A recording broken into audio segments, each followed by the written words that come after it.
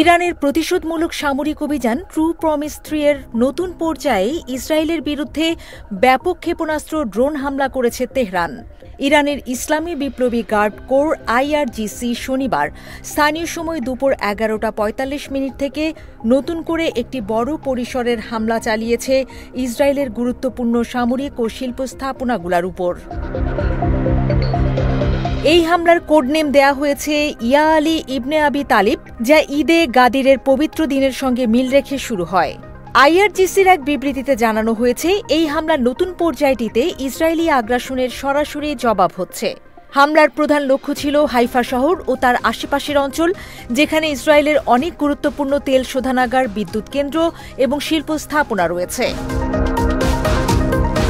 সামাজিক যোগাযোগ মাধ্যমে ছড়িয়ে পড়া ভিডিওগুলোতে দেখা যায় হাইফার তেল শোধনাগারে বিশাল অগ্নিকাণ্ড হয়েছে। আকাশ জুড়ে ধোঁয়া ও আগুনের তীব্র ঝলক দেখা যায়। প্রাথমিক রিপোর্টে বলা হয়েছে, ওই আগুন থেকে বিষাক্ত রাসায়নিক ছড়িয়ে পড়ার আশঙ্কাও রয়েছে। ইসরায়েলের গালিল এবং নাজারেত শহর সহ অন্যান্য স্থানে মিসাইল সতর্কতা বাজতে শুরু করে। ইসরায়েলি গণমাধ্যম জানিয়েছে, হামলায় তাদের বিদ্যুৎ অবকাঠামোর বড় অংশ অচল হয়ে পড়েছে এবং অনেক এলাকায় ব্ল্যাকআউট হয়েছে। বিশেষ করে গালিল অঞ্চলের অনেক বসতি বিদ্যুৎ বিচ্ছিন্ন অবস্থায় রয়েছে। কয়েকটি রিপোর্টে উল্লেখ করা হয়েছে, হাইফার অ্যামোনিয়া ট্যাঙ্কেও সরাসরি আঘাত এনেছে, যার ফলে বিষাক্ত ধোঁয়া ছড়িয়ে পড়েছে। ইরানি সংবাদ সংস্থা ফার্স জানিয়েছে, এই হামলায় ব্যবহৃত হয়েছে ইরানের উন্নত এমাদ কাদর ও খাইবার শেকান মিসাইল। এই পুরো প্রতিশোধমূলক অভিযানের পেছনে কারণ হিসেবে দেখা যাচ্ছে ইসরায়েলের সাম্প্রতিক বিমান হামলা, যেখানে ইরানের শীর্ষ সামরিক ও পারমাণবিক বিজ্ঞানীদের লক্ষ্য করে একাধিক হামলা চালানো হয়।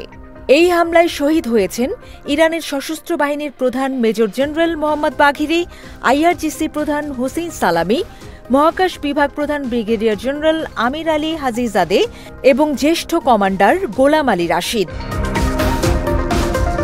এছাড়া শহীদ হয়েছেন পরমাণু বিজ্ঞানী ড ফারিদুন আব্বাসি, ড মোহাম্মদ মেহেদি তেহরানচি ও ড আব্দুল হামিদ মিনোচেরি।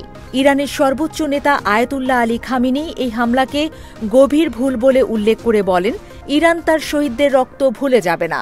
তিনি ইসরায়েলকে কড়া পরিণতির হুঁশিয়ারি দিয়েছেন। ইরান এই হামলার জন্য যুক্তরাষ্ট্রকেও দায়ী করেছে। মার্কিন প্রেসিডেন্ট ডোনাল্ড ট্রাম্প CNN-এ দেয়া এক সাক্ষাৎকারে ইসরায়েলের হামলাকে সফল অপারেশন আখ্যা দিয়ে ইরানকে আবারও পারমাণবিক আলোচনায় ফিরতে হুঁশিয়ারি দেন। মিডল ইস্ট আইয়ের এক রিপোর্টে দাবি করা হয়েছে, এই হামলার আগেই মার্কিন যুক্তরাষ্ট্র গোপনে ইসরায়েলকে শত শত লেজার নির্দেশিত ক্ষেপণাস্ত্র সরবরাহ করেছে। সাম্প্রতিক এই প্রতিশোধমূলক হামলা নিয়ে বিশ্লেষকরা বলছেন, এটি হতে পারে ইরান ও ইসরায়েলের মধ্যে এক দীর্ঘমেয়াদী সংঘাতের সূচনা।